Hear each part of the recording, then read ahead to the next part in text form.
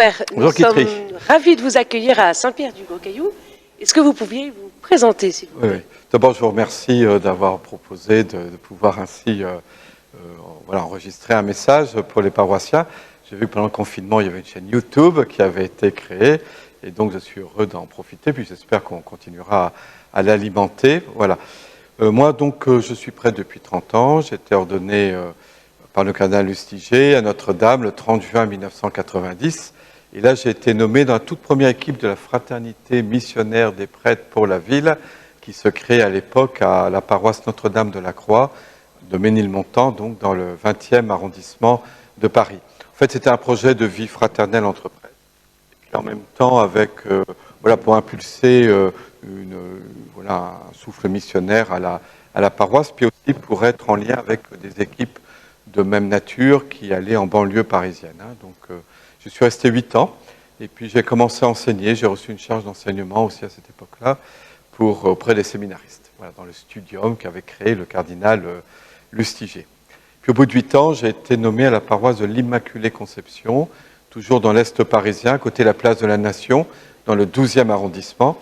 Et j'ai été également aumônier, enfin partie de l'équipe d'aumônerie du collège et lycée Saint-Michel de Picpus.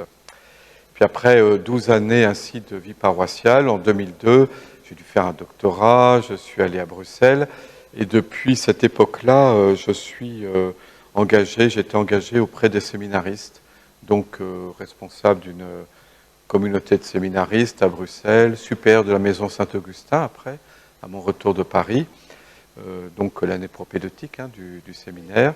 Et puis ensuite, doyen de la faculté de théologie au collège des Bernardins.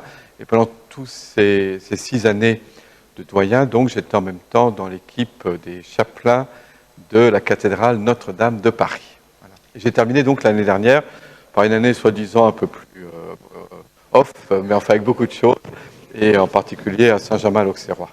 Très bien. Ben, écoutez, on est ravis. Et quel est votre premier regard sur cette paroisse? D'abord, je suis très heureux de retrouver une vie paroissiale. Ensuite, dans une paroisse extrêmement dynamique, avec beaucoup d'activités, beaucoup d'initiatives. Voilà, j'ai découvert, enfin, je suis très heureux de voir qu'il y a l'adoration. Alors, je ne sais pas encore si elle est permanente ou perpétuelle. Je sais qu'il y a une petite nuance. Enfin, en tout cas, mettons permanente.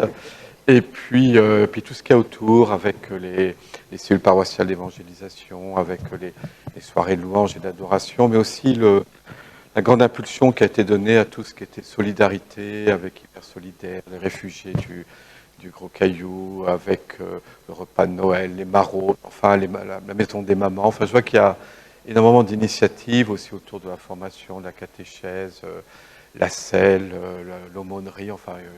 voilà, je pourrais continuer, c'est vraiment une grande richesse d'initiatives, avec le besoin quand même de relancer un peu les choses après le confinement. Enfin, on a une rentrée tout à fait particulière, après ces mois de confinement, l'été, voilà, donc on a besoin de repartir.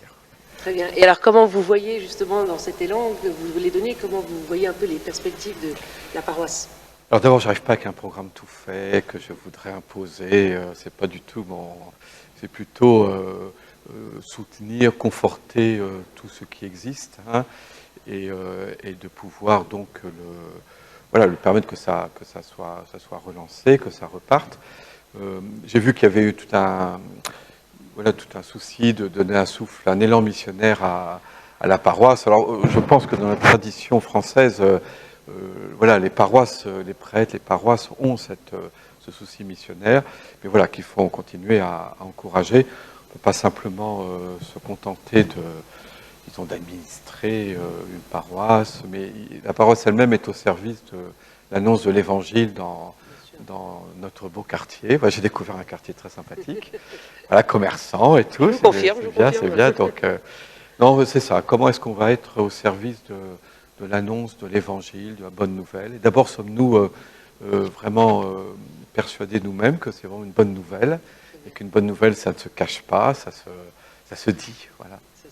Ça s'annonce, voilà. Oui. Voilà, donc on peut vous retrouver, donc on peut vous prendre rendez-vous avec vous si on veut vous rencontrer. Alors tout à fait, donc voilà, auprès de moi ou de Sophie de Kopman, là, mon assistante. Et puis voilà, moi je rencontre les différents groupes. Alors le 11 octobre, donc, il y aura la messe d'installation, parce qu'on installe un curé avec Monseigneur Marseille, notre vicaire général. Et en même temps, ce jour-là, le conseil pastoral, on a souhaité que ce soit vraiment une journée de rentrée de la paroisse, dans laquelle les différents groupes se présenteront. On sera à l'extérieur, il fera beau ce jour-là, voilà, bien évidemment. C'est prévu, voilà. Et on sera à l'extérieur, donc dans le respect des règles sanitaires, cela va de soi. Et donc en évitant les attroupements trop. Donc on essaiera de bien se répartir, de façon à ce que toute personne qui, comme moi, arrive dans la paroisse, trouve le groupe, l'activité qui lui permette de s'intégrer. Très bien. Eh bien, écoutez, Père, on vous retrouve. Voilà, merci Kitri. Voilà. Et puis, à bientôt. À très bientôt. À très bientôt. À tout de suite. Voilà.